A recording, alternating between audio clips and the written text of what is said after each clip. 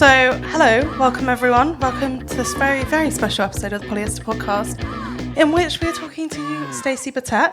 Battat, sure. Hi. Sorry. The costume designer of Priscilla, but also many other incredible films, and my personally underrated favourite, On Becoming a God in Central Florida. Yeah, I like that show too. I love that show. Would you like to introduce yourself, as I've just minced it? No, I'm Stacey. You did a great job. Thank you. Thank you. So, I mean, let's just start. I heard that 120 outfits were made for Priscilla, and I don't have a question there. Well done. For Priscilla, Yeah, it's just the lot. character of Priscilla, or for Just for Priscilla. 120. How many did she end up wearing throughout the film? Was it the full About 120. Yeah. Really, because I read in an interview about The Beguiled, which is another film I love, that you had like a favourite dress that wasn't included in the final edit. Did you have that for this film as well? Oh, did I have a favorite dress that wasn't included? It was like one that Elle Fanning wore. I mean, you said it in an interview, maybe. I was No, wrong. I think it was she and I were like when she had her corset on Yeah, or yeah, something. yeah. It wasn't a dress. It was just she wasn't fully dressed, and we took a photo at the in the set. Nice. And we never had a moment like that in the movie. And she did look so great in her corset and I think fluffy that's a skirt. thread that runs through your work. Like, I was reading a lot about how much effort you put into the private moments of Priscilla's outfits, whether it was like the lingerie or what she wore to bed. And you said similar about The Beguiled, that they weren't dressing, for public, because obviously there was no public around.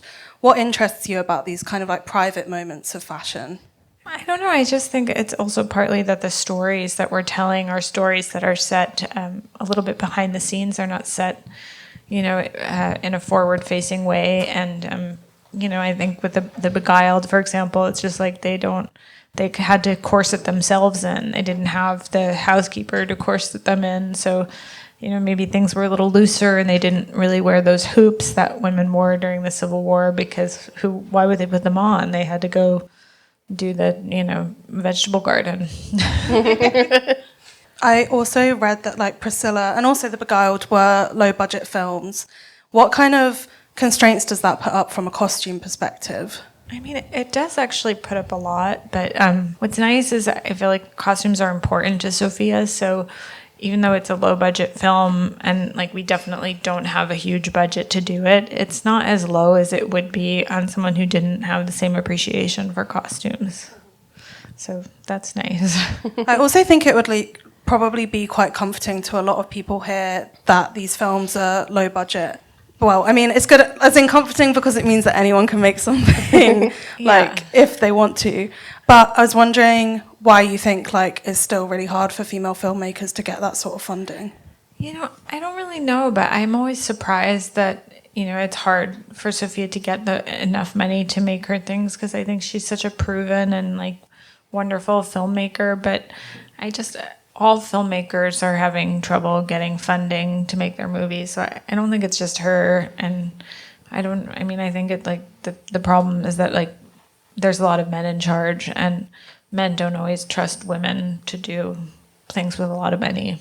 Yeah, and I can imagine that a lot of maybe men wouldn't want this film made, like a story that's maybe not putting Elvis in like the best light, who's such like an American god.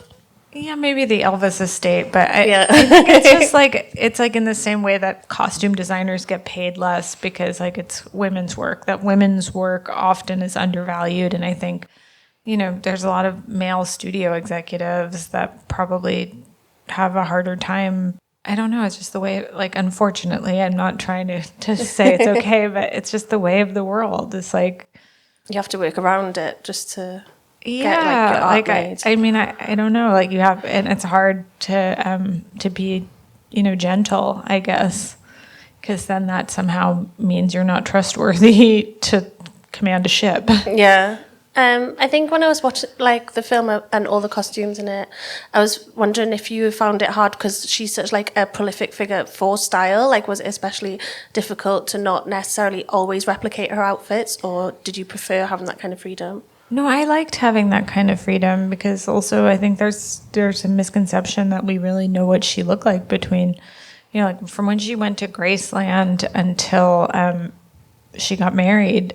There's very few photos of her So we were just kind of going with the flow, making stuff up, and it was fun to make it up.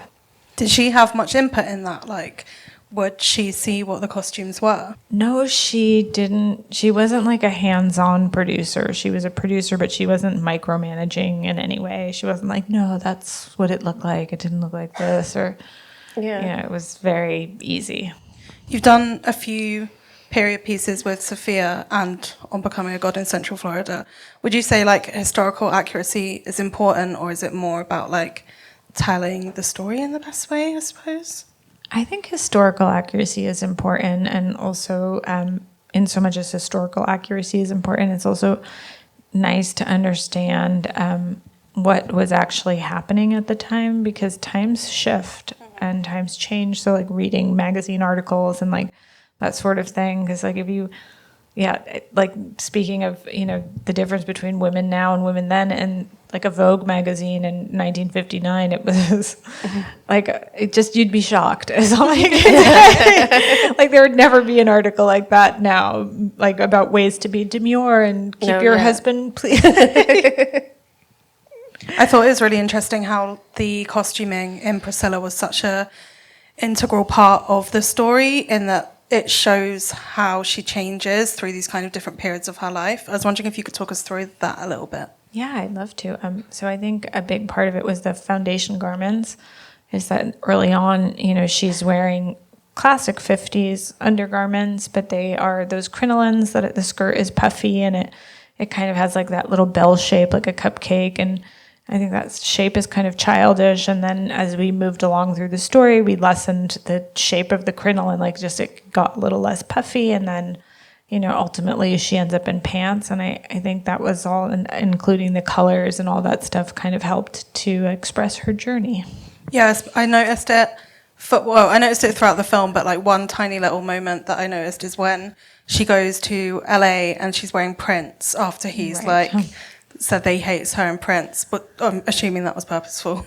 Yeah, it was purposeful. I think at that moment, so something that I had thought about a lot, it just is when she becomes her own person, that I didn't want her style to be reactive towards him. But I do think in that instance, it was reactive towards him, that she was like, you don't like this, and I'm going to do it anyway. Yeah, she's still kind of like in the throes of... She was angry, Yeah, she was still like under his thumb a little bit as well. Like she has to go out to see him and he can still send her away and things like that. Yeah. That's how you'd kind of rebel. But then when she matures to more of an adult, she's not rebelling anymore. She's just her own person. Exactly, yes. And I think that was a really important distinction, because when you're rebelling against somebody, you're still reacting to their desires and needs and wants, even if you're doing something against their wishes.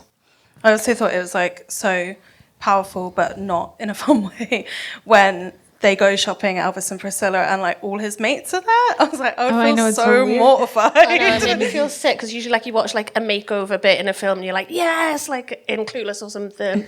And then in this one I sat there being like, I felt really solemn, like I just felt really sad about it, especially when they were like the men would be cheering on and then Elvis would just go, no, you can't wear that. And she'd just be so upset. And you can just, I think anyone who's ever had like a controlling partner as well, just kind of like cringes at that moment. Yeah, I'm sure. I'm interested in like, do you think it was because in the film that he wanted like just the vision of femininity that he wanted, or did you think he thinks it was like more collaborative than it was? I mean, I'm not him, so I can't say, but I do think that the idea of Priscilla for him was like, I don't think he, in my imagination, or what I imagine this story to be, I don't think he ever really saw her as a person. I think she was always a projection of what he thought was an ideal woman. Yeah, on my second watch round, I was like, this is just an extension of himself, like as a woman, like the big black hair, like makeup, like it's just his values of style translated onto a different gender. Yeah, and he also had he was so weird about things with her that he wasn't weird about with other people. So I mean, I don't know what went on in his mind, but there was some stuff there. Yeah. I'm also interested in the process of you collaborating with a couple of fashion houses for the costumes. So Chanel did the wedding dress. I know Valentino did the Vegas outfits.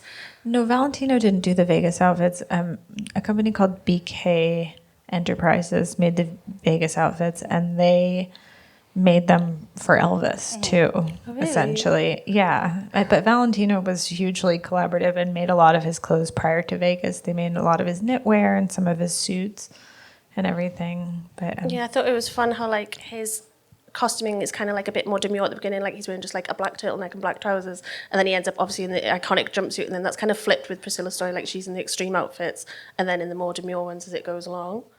yeah, I think in the middle of the story, they're kind of aligned. Yeah. It's like a Benjamin Button sort of moment. Yeah. Well, there's actually a photo of them where in the 70s where he's wearing like a blue, it's actually a suit, but it kind of looks like a jumpsuit. And it's shiny, and he's got big sideburns. And Lisa Marie's in the photo in a polka dot dress, and she's in this lavender top and just very natural looking. And he's so embellished. And I thought when I saw that photo, that is really a kind of demarcating moment of when they came apart. Kind of their relationship came apart. Like they were no longer. It was a visual representation of the end of that. They have that little photo shoot in the film as well, don't they? As a Yeah. scene. Yeah, because she kind of like amplifies kind of like how ridiculous he looks a bit, like sat in his own home in Graceland With the staff. Yeah, with the staff. I was like, oh my God. When you like, because you kind of see these costumes like of someone on the stage and you're like, wow, stage wear, like, of course, like, but then him like sat in like this really pristine pastel house in it, you're like, it almost feels a bit obscene. Yeah, no, totally. And then I feel like it just was, he was so, so embellished, I guess. Like the essence of him was gone, and he was just the showman. And I always thought during the filming, like what Priscilla is seeing is a more intimate version of Elvis. And at the point when they separate, like she realizes like that intimate Elvis, that person that she wants and like craves to have intimacy with, is just never gonna not be that guy with the sideburns and the blue suit and wearing a staff in his Christmas photo or Thanksgiving photo or holding a staff. I also thought it was so interesting in that scene, like how modern Priscilla's top looked. Like it could almost be like a Molly Goddard top or something. Yeah, totally. And how certain outfits obviously stand out as like iconic looks, but then there's these little things that really like are in the background of our lives as well. That's right, yeah. This is your 6th collaboration with Sofia. I was wondering what that process is like and like what you've learned along the way. I mean, I've learned so much along the way because one of the first movies I worked on, and one of the first movies I worked on with her is Somewhere. So I've grown a lot. I think we all have. We've gotten older, sadly. But working with her is always really nice. We usually start with a mood board that she makes. It's not a very like it's not specific in a way that you would imagine it to be. Like it's not like I think the costume looks like this or the set looks like this. It's really just an all-encompassing feeling about what the film should feel like.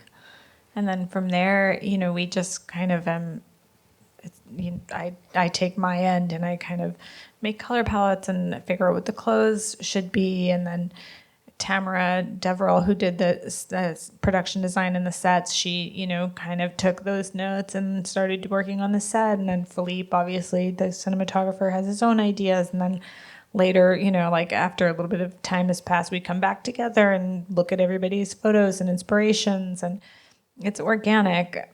Sometimes we don't have time, but, Tamara's office is near mine. So I go in and I talk to whoever's in there and I'm like, what's this? And they're like, oh, that's the fabric for the drape in Elvis's room. And then like, now I know what it is, but she never told me. Whatever. So like gorgeous, like all coming together, and you probably all have like really similar, but you've like come to it through your own practices. I mean, I think that's something I love about working with Sofia, is that we really are good at communicating to one another. I think it's so nice as well that you kind of start with mood boarding and that like physicality of it, because so many people use her films as inspiration, like whether it's like teenage girls in their bedroom or like more established people, like she exists on so many mood boards and your work exists on so many mood boards.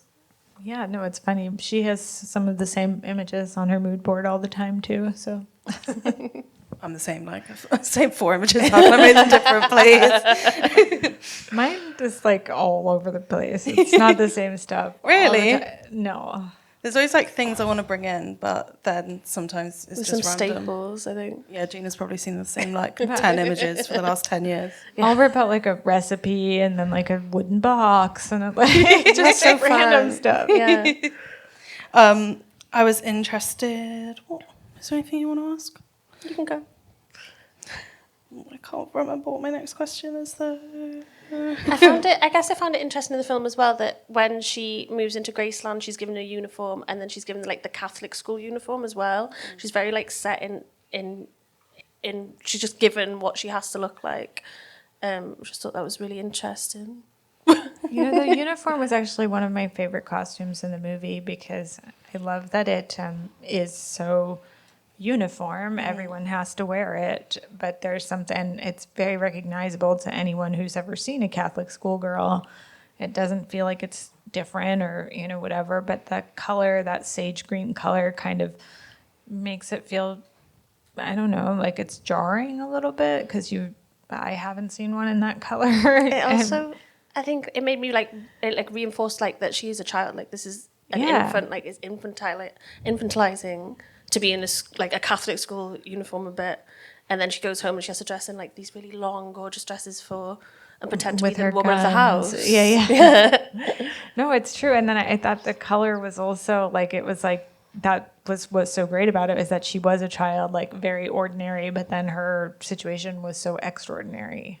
Yeah, when she's like stood at the car before her graduation, she's like, "You can't come in here, you're Elvis," and he's like, "Oh right, yeah, of course." No, exactly. But then he still manages to make it about himself. Well, that's the point of the film, right? I don't think he made it about himself. The nuns made it about him. Yeah, Yeah, but that's true. he could have said no.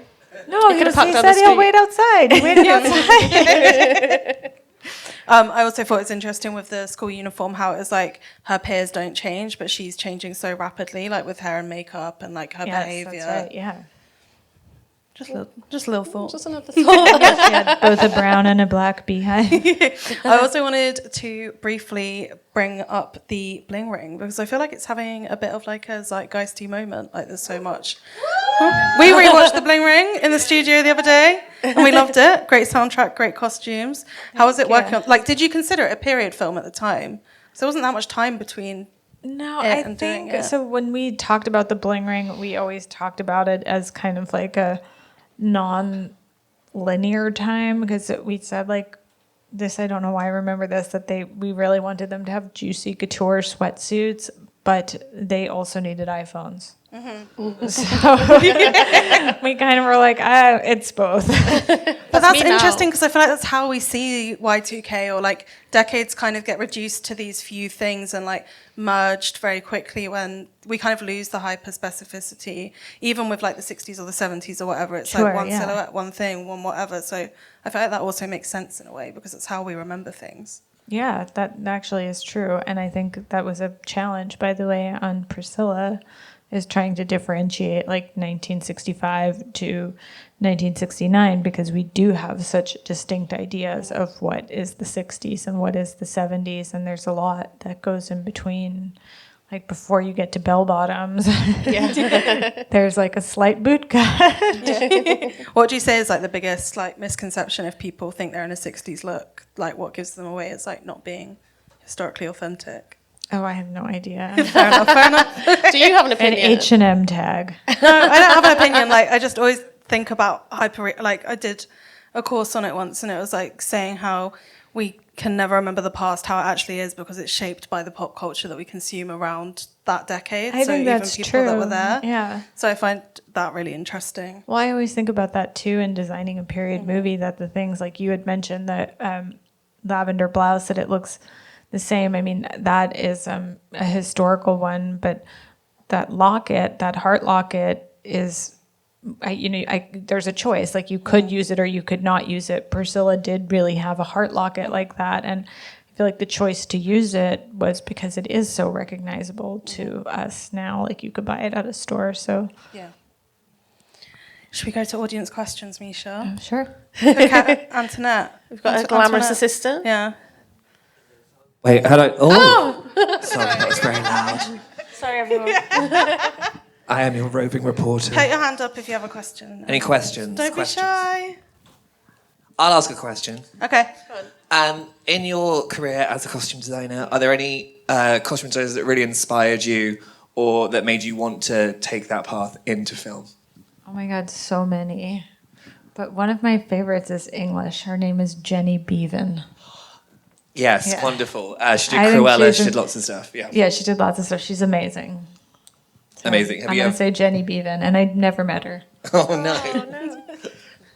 I'm also interested in how you got into costume because I read that you met Sofia because you were working at Marc Jacobs, right? Yeah, I was working at Marc Jacobs. I was in fashion school, and I wanted to be a stylist, so I started assisting this American stylist. She's actually English, but she worked at W Magazine, and I assisted her. Her name was Alex White, and then from there I did my first movie. And then Sofia said, I'm going to make somewhere after she'd done Marie Antoinette. And I was like, okay, sure, I'd love to. And then I think after the first movie, I really kind of was like, movies felt better to me, more like what I wanted to be doing. Did you have to learn a lot on the go or was No, I fashion learned a styling lot on the go. Yeah. I feel like you learn a lot on the go no matter what. Yeah, in any job, I think. I think that's think- the backbone of polyester as well. Yeah. I Doing it on the don't fly. know anyone who's like, I went to college and it really prepared me for everything I experienced in the real world.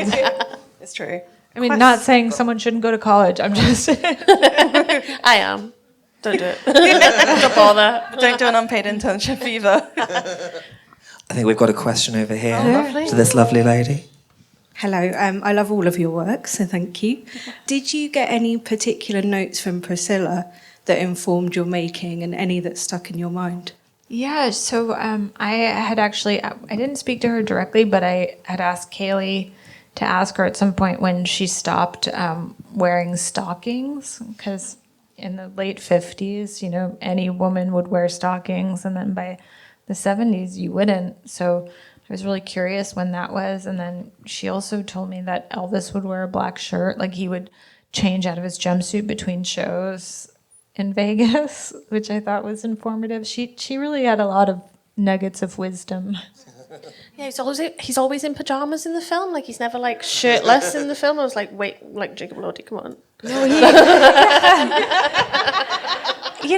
That was also a choice, but there's all these home videos of him and they're swimming and he wears a t-shirt. So I thought, I don't know, maybe He's a prude. yeah, maybe, I don't know. I also I thought don't it was wanna drink funny that how part. he only wore glasses when he got into philosophy. No, he really did wear reading glasses. You just never see photos of him with reading. Yeah. Or he would take them off, I guess. If he was having his photo taken. I think glasses are a sign of weakness. I don't know. You think? I think for him, if you never saw a photo of him with his glasses and you have to dig deep to find one, but he had really bad eyesight and needed glasses. Misha? Another question? Thank you. Thank you. I was amazed that she looks so young at the beginning, and obviously you're covering quite a lot of time. I was just wondering, obviously you're having to consider so much stuff about the period, but how much went into obviously starting her out as 14 and the proportions of that, and then obviously her being older? Yeah, a lot went into that, and I can't take complete credit for that because our hair and makeup team, Joanne and Cleona, were incredible, and the three of us just made timeline after timeline of this is when the hair is brown, and this is what the clothes look like, and this is when we had all these names for them, like Memphis Glam and Baby Glam, and I forgot them all, but it was just how we kind of made our way through. So a lot went into it, and it was very collaborative to make her go from that super young to older. This trot. Oh, your t-shirt is so nice. Thank you. It's the A24 t-shirt. Nice. It's very nice. Thank you. So I have a question. So her films, Sofia's films, often receive criticism and gendered attacks for their aestheticism/pretty aesthetics. Is this such a bad thing? And in what ways is the fashion feminist? I don't know, but yeah, I think that she's often telling the story of girls and girls coming into their own. And I think a big part of that is trying on identities and trying to see who you are. And it's easy to do that a little bit with clothes, because clothes are, in so much as they're, things that we wear, they're also like an armor, a personality, they're a signifier, there's so many things. So I think it makes sense that someone who's looking into the kind of inner lives of women would explore that with clothes and fashion. Sure, my pleasure. Oh, here we go. I've got a question. If you could do a film on any subject matter or period or anything that you haven't tackled yet, what would you want to do? I really love the ballet. I want to do a ballet. A lovely little Rodarte moment for Black Swan. At the back, Misha. We're going back here. Oh, God. Oh, sorry, sir. Oh, okay, thank you. Oh, okay. Thank you. Hi there. Do you have a particular favourite collaboration that you have with Sofia, or is it sort of like choosing your favourite children where you just can't choose? Yeah, I feel like I love all of them, but one of my favorite moments of any film that we ever made was at the end of Priscilla. We had a little glass of champagne because I think we were just so amazed that we did it and no one got COVID. And because we were shooting during COVID, if someone got COVID, we would have had to shut down. And there was like no extra money and nothing. So I think like on the last shot, someone said like, "Oh, do you want a glass of champagne? Like we have this bottle of pink champagne." I was like, "Yeah." And then I brought her a glass, the monitor, and it was the last shot. And I was like, I can't believe we did it. We were like so excited. And then the first AD was like, "Okay, we're gonna shoot the last scene of the movie now. Are you guys finished?" So Priscilla. Oh, here we go. Another one right here. Thank you. Thanks. I was just curious a little bit about how much information you're given about like the conditions under which the clothes are going to be filmed, because I would imagine that with lighting and things that would change like the color or sort of whether it comes across as like translucent or opaque, and like just how much info you're given. I think we do camera tests, and also I see the set, and I know, like I knew in Vegas we didn't have space to move around because it was so expensive to build that set and make it look, and I knew we were kind of trying to fill this small space with the amount of extras that we had, and we only had like 2 showgirls because we didn't have a lot of money to get those costumes, so they were kind of recirculating through the room. So I guess it varies, but I did want to keep like the interest, the business at the top, so she had that big bow, and less about the bottom because I knew we wouldn't see it. Thank you. This is a kind of broad question, and it kind of spans over all of your work. But you mentioned you research with mood boards, but is there a specific way you like to do your research in prepping for a film? Yeah, I feel like I'm such a nerd with this super cool audience, but I love the New York Public Library, and I also love the Metropolitan Museum of Art because there's a textile department, which is amazing. And I'll bet you the V&A has an incredible thing like that too. And I know they have a really good costume institute. If I lived here, I would probably go there a lot. So much of your work has ended up on, I'm sure everyone in this room's Tumblr at some point. Have you ever had a Tumblr? No. But I want to know how to use it. You don't. If anyone wants to give me a tutorial. It's lost in the sands of time. But we can. Oh, okay, it's over. Yeah. We should have done that as one of the workshops tonight. How to build a Tumblr. How to have a Tumblr. We'll single-handedly bring back Tumblr in this room tonight. We can do it. We could do it. I don't agree. really know how to use Pinterest either. If someone wants to show me how to do it. I only does. I can show you. I think it's a bit of a wasteland though. Like usually it's better just to. This is so boring. I'll tell you after. Okay, thanks. Is there any more questions? Go on.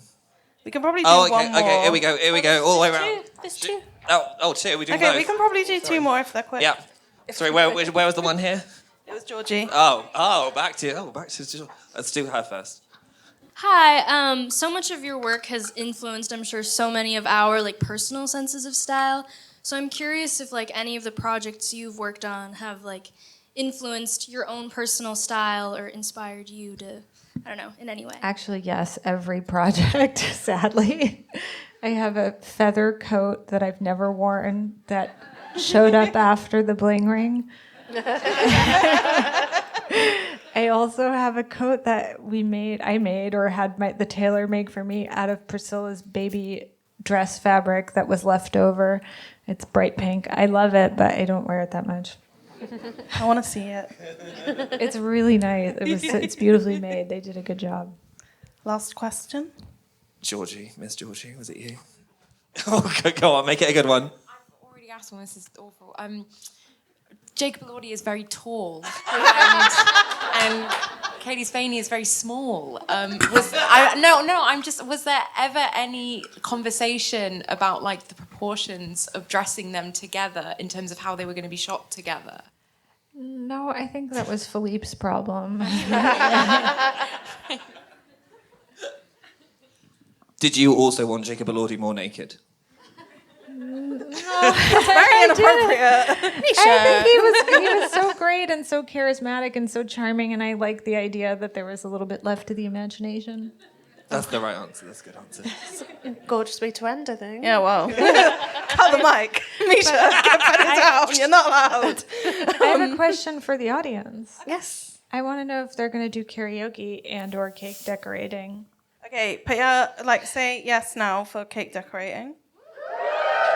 Oh, wow. And for karaoke. All right, great. You get a free pink wig if you do karaoke. You do, yeah. Priscilla is streaming on Mubi from March 1st. You can get 30 days free by going to mubi.com/polyester. There are also postcards absolutely everywhere in this venue. So if you haven't seen it and we haven't spoiled it too much, which I feel like we teased just the right amount, yeah. I'll watch it again now. Yeah, same. It's a very good movie. It is, I agree. Yeah. Well done. Thank you. Thank you very much to Stacey for being here with us. Thank you to Gina for the gorgeous questions. Karaoke is straight after the letterbox quiz, so you can go to the quiz right now and you can stay for karaoke, which is from approximately 8:45. Or, well, I don't know if we're running on time or not. Let me check. I mean, yes, we are running on time. So Go. Everyone go get a drink. Thank you. Thank you so much. See you.